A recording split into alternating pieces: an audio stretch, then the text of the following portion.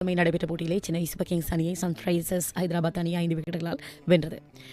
இதிலே இலங்கையரான சன்ரைசர்ஸ் வீரர் கமிந்து வெண்டிஸ் வந்து வீச்சு களத்தடுப்பு துடுப்பாட்டம் என்று 3 துறைகளிலும் பிரகாசித்திருந்ததை ரசிகர்கள் காணக்கூடியதாக இருந்தது. அது மட்டுமல்ல, அவரது அந்த பிரகாசம் தான் அணியின் வெற்றிக்கு ஒரு முக்கிய பங்காக இருந்தது என்றும் கூட நாங்கள் சொல்லலாம். சென்னை சேப்பாக்க மைதானத்திலே நடைபெற்ற இந்த போட்டியிலே முதலில் துடுப்படுத்தாடிய சென்னை சூப்பர் கிங்ஸ் அணி 19.5 ஓவர்களிலே 154 ஓட்டங்களையும் இழந்து சகல விக்கெட்டுகளையும் இழந்து 154 ஓட்டங்களை பெற்றுக் கொடுத்தது. அதுபோல ஜேவால்ஸ் பிரேவிஸ் 25 பந்துகளிலே 4 சிக்ஸர்கள் உட்பட 42 ஓட்டங்களை பெற்றுக் கொடுத்தார்.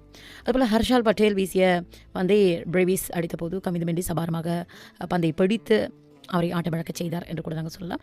ஆகவே சன்ரைசர்ஸ் ஹைதராபாத் அணி சார்பிலே ஹர்ஷால் பட்டேல் 28 ஓட்டங்களுக்கு 4 விக்கெட்டுகளை வீழ்த்தியிருந்தார். அதுபோல பட் கமின்ஸ், ஜெய்தேவ் உத்கண்ட் ஆகியோர் தலா 2 விக்கெட்டுகளையும், கமித் மெண்டிஸ், முகமது சமி ஆகியோர் தலா 1 விக்கெட்டையும் வீழ்த்தியிருந்தார்கள். பதிலுக்கு துடுப்படுத்தாடிய சன்ரைசர்ஸ் ஹைதராபாத் அணி 18.4 ஓவர்களிலே 5 விக்கெட்டுகளையும் இழந்து 155 ஓட்டங்களை பெற்றது.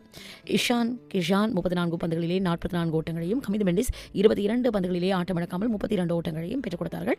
ஆகவே Chepauk மைதானத்திலே Chennai super Kings Sunrisers அணி வென்றமை இதுதான் முதல் தடவை. இதேவேளை சென்னை சூப்பர் கிங்ஸ் 9 போட்டிகளிலே விளையாடி 4 புள்ளிகளை மாத்திரம் பெற்ற நிலையில் அதன் பிளே ஆஃப் வாய்ப்பு அருகே இருப்பதாக கூறப்படுகிறது.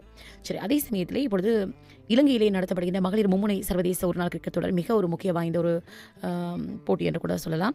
இந்த வருடம் நடைபெற உள்ள உலகக்கிண்ண மகளிர் கிரிக்கெட் போட்டிக்கு ஒத்திகையாக இந்த வீராங்கனைகளை பரிசிக்கும் களமாக அமையும் என்றும் இலங்கை மகளிர் கிரிக்கெட் அணி தலைவி சமரியா தபத்து தெரிவித்திருக்கிறார். அது மட்டுமல்ல, இந்திய அணி தலைவி ஹாமன் ஃப்ரீதிகோர், தென்னாப்பிரிக்கா அணி தலைவி லோரா புல்வாட் ஆகியோர் இந்த ஒருமித்த கருத்தையே ஊடகங்களுக்கு வெளிப்படுத்தி இருக்கிறார்கள்.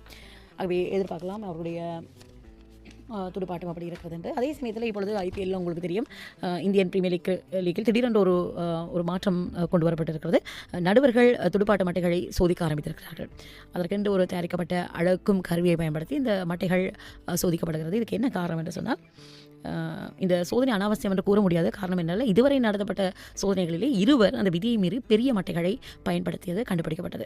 ஆகவே பஞ்சாப் அணிக்கு எதிராக நடந்த மார்ச் 15 நடந்த கொல்கத்தா நைட் ரைடர்ஸ் அணியிலே தான் அந்த போட்டியில் அந்த அணியின் சுனில் நாராயண் மற்றும் ஆண்ட்ரி ஜினோர்ஜெட் ஆகியோர் பயன்படுத்திய மட்டைகள் முறையற்று இருந்ததாக சொல்லப்பட்டு அதிலிருந்து இந்த சோதனை நடவடிக்கை ஆரம்பமாகி இருக்கிறது. ஆகவே ஆரம்ப துடுப்பாட்ட வீரர்கள் இறங்குவதற்கு முன்னர் 4வது நடுவரால் அவர்களது மட்டைகள் சோதிக்கப்படுகிறது.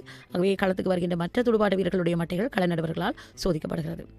ஆகவே ஒரு செவ்வக வடிவிலான இரும்பு துண்டு ஒன்றிலே இந்த மட்டை ஒன்றின் அங்கீகரிக்கப்பட்ட அளவிலே ஓட்டை ஒன்று போடப்பட்டிருக்கும். அதற்குள் அந்த மட்டை செலுத்தப்படும் சோதனை நடைபெறும். அந்த ஓட்டைக்குள் புகாத அளவு பெரிய மட்டை இருந்தால் அதை பயன்படுத்த முடியாது என்ற விதிகள் இருக்கிறது. சரி, போட்டியிலே இதுவும் இப்பொழுது ரசிகர்களால் பேசப்படுகின்ற ஒரு விடயமாக மாறியிருக்கிறது.